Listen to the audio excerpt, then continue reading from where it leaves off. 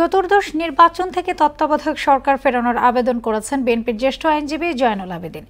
এর মাধ্যমে ভোটাধিকার হরণ করা হয়েছিল বলে মন্তব্য করেন তিনি। আর তত্ত্বাবধায়ক সরকার বাতিলের মাধ্যমে দেশের রাজনৈতিক সংকটের শুরু বলে মন্তব্য করেন ব্যারিস্টার রুহুল কুদ্দুস।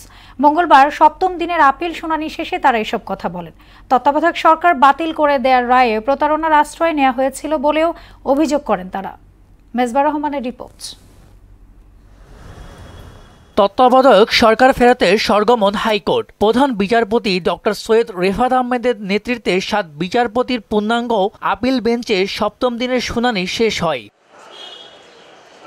পরে আইনজীবী জয়নুল আবেদিন জানান, বিদেশি আদলে খায়রুল হকের তত্ত্বাবধায়ক সরকার বাতিল করে দেয়া রায়ের আইনি ভিত্তি নেই। আপিল বিভাগে তা রিভিউ সুযোগ আছে। এই জাজমেন্টটি in the eye of law is not a judgement. Appeal বিভাগ এই জাজমেন্টটি রিভিউ করার এখতিয়ার রাখে।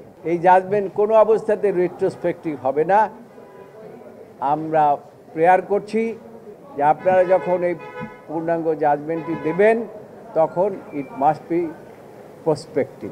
তত্ত্বাবধায়ক সরকার বাতিলের মাধ্যমে দেশে রাজনৈতিক সংকট শুরু বলে মন্তব্য করেন বিএনপির আরেক আইনজীবী ব্যারিস্টার রুহুল কুদ্দুস। এর মাধ্যমে ভোটাধিকার হরণ করা হয়েছিল বলেও জানান তিনি। বিচারপতি এবিএম খায়রুল হক আমাদের বিচার প্রক্রিয়া বিচারাঙ্গনের প্রতিই প্রতারণা করেননি। আমি শব্দটা বলেছি fraud. Not only fraud upon the court but also fraud upon the nation. পুরা জাতির পরে প্রতারণা, কারণ উনি জাতির পরে বলেছেন যে তত্ত্বাবধায়ক সরকার ব্যবস্থা জাতির উপর চাপিয়ে দেওয়া হয়েছে।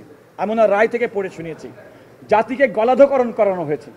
আমি বলেছি এই অবজারভেশনের সঙ্গে একমত না, কারণ বাংলাদেশের মানুষ নির্দলীয় তত্ত্বাবধায়ক সরকার ব্যবস্থা চালু হওয়ার পরে 1996 সালে এবং 2001 সালে নির্বাচনে মানুষ ভোট দিতে পেরেছে। এর আগে 2011 সালে তত্ত্বাবধায়ক সরকার বাতিল করে রায় দিয়েছিলেন সাবেক প্রধান বিচারপতি এবিএম খায়রুল হকের আপিল বিভাগ। মিজবার রহমান, মোহনা সংবাদ, ঢাকা।